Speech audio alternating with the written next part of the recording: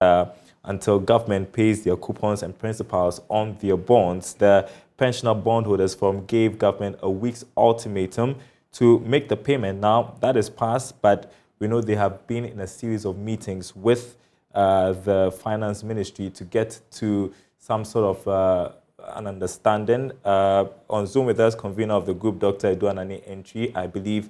Good afternoon to you, sir. What's the update following your discussions or engagements with the Ministry of Finance for payment of maturing coupons and principals?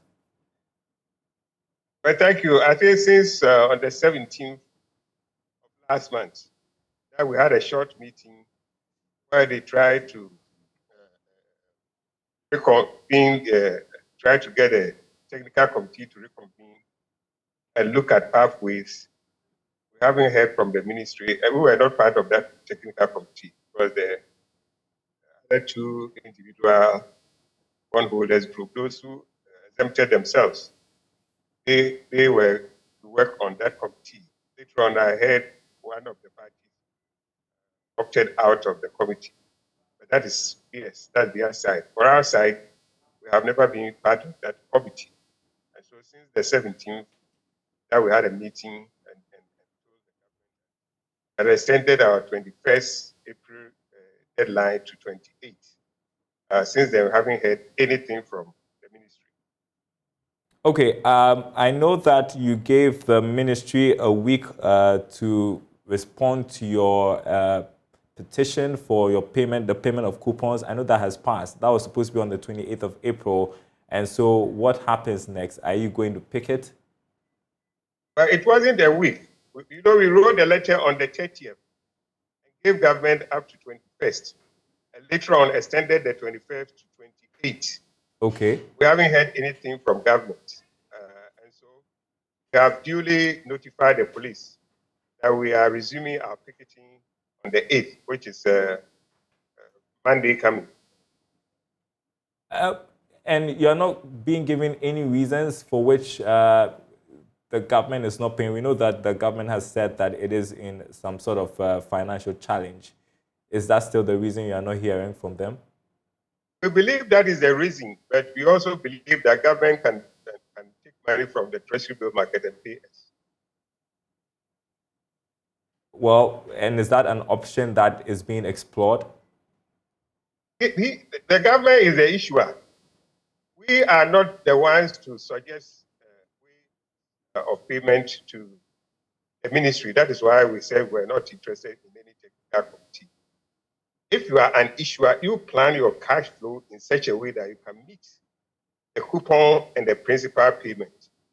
And I'm saying if government hasn't gotten any money at all, the treasury bill market is still there for government. Government can borrow to pay our coupons. That will increase government loans from level. But you need to pay people. This is life and death. These are the people who are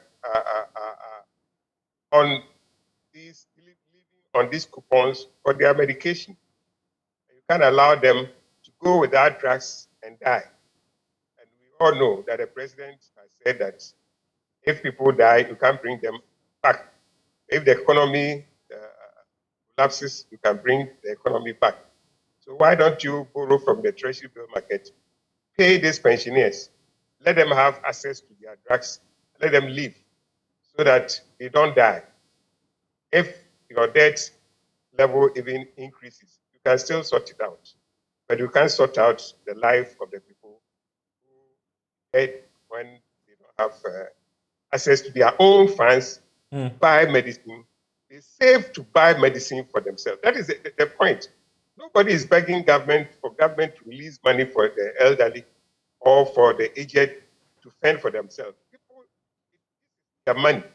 So wherever government must find money, whichever project government must stop, suspend, and free itself and get money to pay these pensioners, government must do that. And so you say you have written to the police. When do you look at going to the Ministry of Finance to pick it? On Monday 8th, we are going there from 10 to 11 as we had the other time. and we are going to pick it there every working day until all these arrears are paid. Well, during the May Day celebration, during his address yesterday, the president indicated that there were plans underway to review the investment of pension funds. I want us to take a listen to what the president said, and I'll take your reaction to that. In undertaking the domestic debt exchange program, we have been very mindful of its potential impact on the pension funds of workers. We will not act in any way to shortchange workers in protecting their pensions. It is for this reason that government, through an MOU signed with organized labor on 22nd December 2022, decided to grant exemption to all pension funds in the domestic debt exchange program. At the same time, in the MOU, both government and organized labor agreed to work together, quote, to explore mutually beneficial options within debt sustainability limits and to also promote macroeconomic stability and economic recovery in the spirit of social partnership, unquote. In this regard, within global risk management practice, the options should include diversifying the portfolio of pension funds from the current 70% in government paper to real sector investments, including rail, housing, urban transportation, motorways, and airports, as is done by other pension funds. I'm aware that both the Minister for Finance and the Minister for Employment and Social Relations and their technical teams have been working with organized labor and its associations and pension fund managers and trustees to explore these mutually beneficial options. I'd like to use this occasion to appeal to organized labor to work urgently with government to conclude the discussions within the spirit of social partnership and burden sharing towards addressing our economic challenges in providing a stronger base for our rapid growth and development.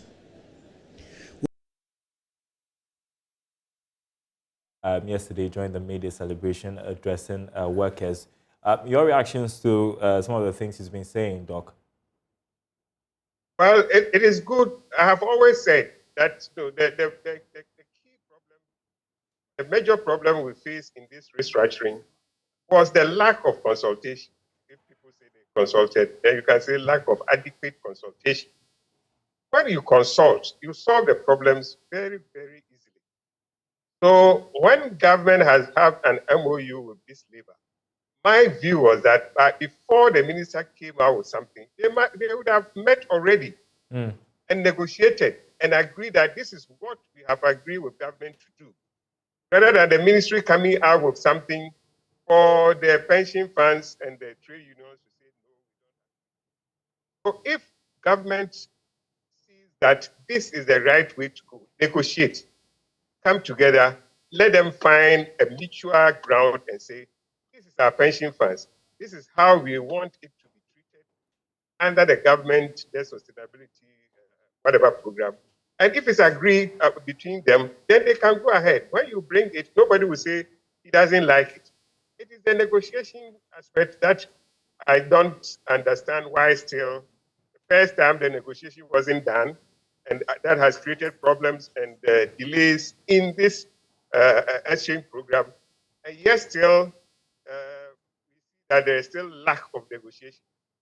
The two parties should have met and discussed this, and whatever they come out, everybody will be accepting it. So I'm happy government, the president has seen that and said that they must be at the negotiating table and come out with a solution. Once they negotiate and say, this is what we want, how we want our monies to be used, it's agreed between the two parties. Nobody will say he doesn't agree, he doesn't agree, or that kind of thing. I'm happy if the negotiation is carried on. That is the solution. All right, Dr. Eduanani Entry, convener of the Pensioner Bondholders Forum, joining us. Appreciate your time with us. We are hopeful that there will be an answer from the Ministry of Finance to your request before Monday, when you plan to pick it again, if you did not hear anything about your maturing coupons. Thank you so much. We'll want to go.